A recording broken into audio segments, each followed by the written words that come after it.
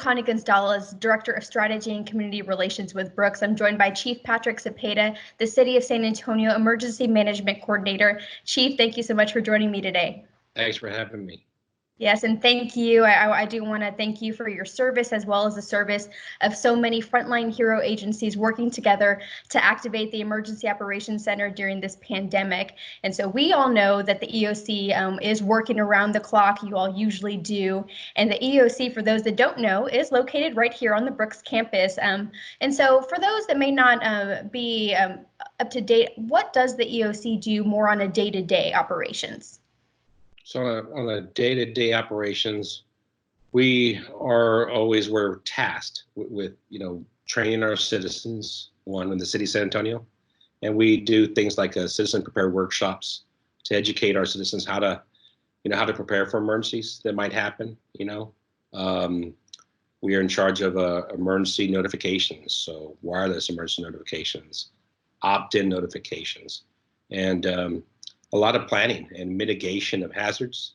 So we'll do a city mitigation plan. Let's say take San Antonio, for example. One of our hazards is flooding, right? So we've had a road that is flooded numerous times and have lost to life on that road. We'll do a mitigation project maybe with TCI, and try to raise that road, build a bridge, or close that road. And so if we can prevent something from happening, mitigation's a large part of what we do. It's kind of like a big wheel. So if you can prevent something through mitigation, right? And so prevention, we do preparation to the citizen prepared workshops that we talked about. We're like this time responsible for a response to an incident, and then we're responsible for that recovery. And that's a wheel that always goes forward, because obviously if you had something happen, you didn't mitigate it. And so we then bring it back to the loop again and see if somehow we can improve our plan on mitigating it next time. So we do a lot of planning. We have a large group called EMSIS. It's Emergency Management Coordination Information Sharing, long acronym. But we get together with all of our partners every month that have any role in emergency management for their corporations and share information that might affect us all. It's a lot. We do a lot. Our span is large in what we do, but it's all about preparing for emergencies. Absolutely, and that is key, preparing for emergencies so when they do happen, you all are ready to activate. And so the last time the EOC was fully activated was actually during Hurricane Harvey in 2017, but now with COVID-19, things are a bit different. And so can you talk a little more about how EOC and the city and the county, the state and beyond actually prepare for situations like this? So a lot of it is, when I say through planning, we like in San Antonio, every city has an emergency operation plan. And so that plan gives a basic overview in the beginning of the book on how we look at emergency management locally. But then it has different annexes. So we get together. So let's say there's 22 different annexes in our plan. One that would cover hospitals, one emergency notifications, one for law enforcement, one for police, one for power, one for water. And so we get together with our partners and basically describe their roles, like CPS or SAWS. What is their role in an emergency with us? So it's like a football playbook. And so we write these beforehand, sit with each partner and figure out what their roles are in these emergencies when they come up, and including public health and hospital care systems. And they're all included in our EOP, or Emergency Operations Plan.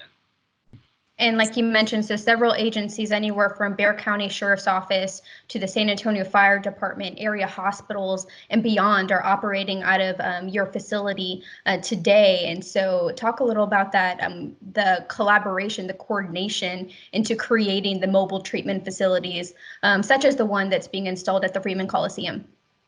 So we all, whenever we do anything in emergency management in the fire department, pretty much any emergency responder falls under incident management.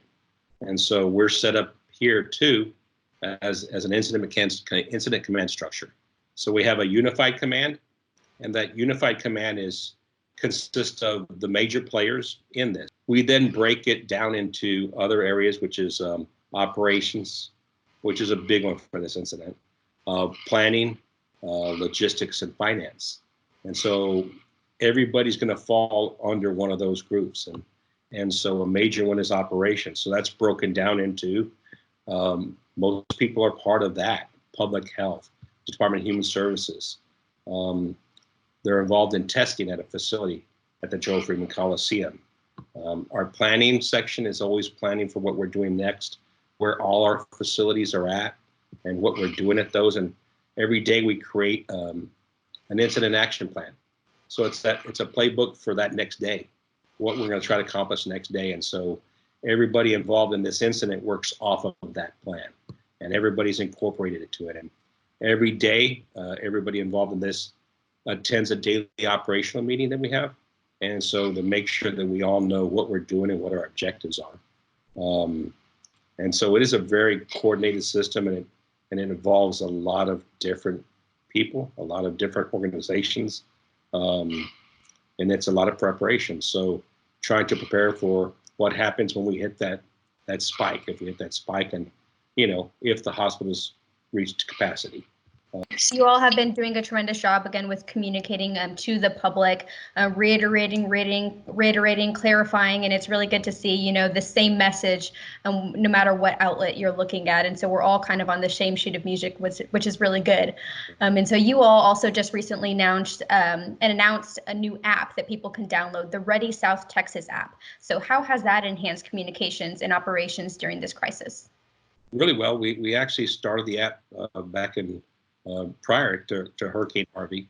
And believe it or not, I've actually gone on Texas Talk Radio, USAA. I've been on some national shows about preparedness. And I always tell the story of Hurricane Harvey because I'm always telling every people prepare ahead of time, right? I've been on talk shows saying, hey, don't wait till the emergency is here to prepare. People do that. The example I give is during Hurricane Harvey, 60,000 people tried to download our app during Hurricane Harvey, and we had problems keeping our app up because we didn't have that bandwidth. We never planned for 60,000 people to try to download it in a day, right? And so the app's been real successful because when we created it, it's hard to carry around different flip books, in your purse or on your body. And so, how do I prepare my family for a flood? How do I prepare my family for an active shooter? And how do I prepare my family for a pandemic? And so we incorporated all those flip books to help families prepare for emergencies. And it also contains a COVID-19 flip book information in there. So it's to prepare your family for any emergency, including now COVID-19. So it's a very nice app you can carry on your phone, and your phone's always with you, right? That's that one thing you never leave behind. That's right. It's hard to carry all that other information with you, but it's there with you so it can help you. It's a very nice app. It even connects families together during the emergency. So it's a nice planning app. It's been successful and has proved itself again to be successful during COVID-19. It's a good problem to have when you have too many people trying to stay engaged and remain safe. So extra bandwidth is good. Yeah, it is. I actually, whenever I open up speaking anywhere, I tell people, hey, being on your phone is rude. But in this one instance, when I'm here today, whenever I start speaking, I'm trying to get people to download it. So I say, it's okay if everybody takes out their phone right now and download Ready South Texas. So it's that one time I really try to plug it wherever I go speak anywhere. There you go. And so you mentioned social distancing. You mentioned checking in with your family members and making sure they're safe. What else can the community do to help alleviate the situation and to be helpful to you all? That's, just staying, to be honest with you, it's the isolating and having yourself isolate if you can, and staying out of groups of people. Be in groups of less than 10 people you can. Remember the 6 feet. The things that'll stop it is that. It's the simple things. It really is. And if everybody followed that, it would just die out. It would. But people still continue to travel when they don't need to. SAPD responds to complaints of groups still getting together, and they've responded to, I think today's number was 1,107 complaints of groups getting together. So people have called in to complain that there's large groups.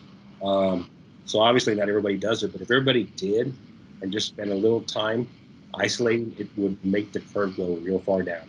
And it's the simplest of things sometimes, but that's the success right there. Okay, so self-isolate. Don't be one of those 1,100 calls Right. in half of a day. We're just past. We're not even at the end of the day yet. So again, thank you so much, Chief Zepeda, for taking the time to video chat with me, and thank you for all that you, your leadership, and your team are doing today to keep us safe. You're welcome. Thank you for having me. Yes, and so in addition to the resources that Chief Zepeda mentioned, you can also stay up to date with the latest information surrounding the impact of the coronavirus. And so you can visit us and learn more on the Brooks platforms. Our website is livebrooks.com, or you can follow or like us on Facebook, Twitter, Instagram, and LinkedIn. Thank you so much for tuning in. Y'all have a great day.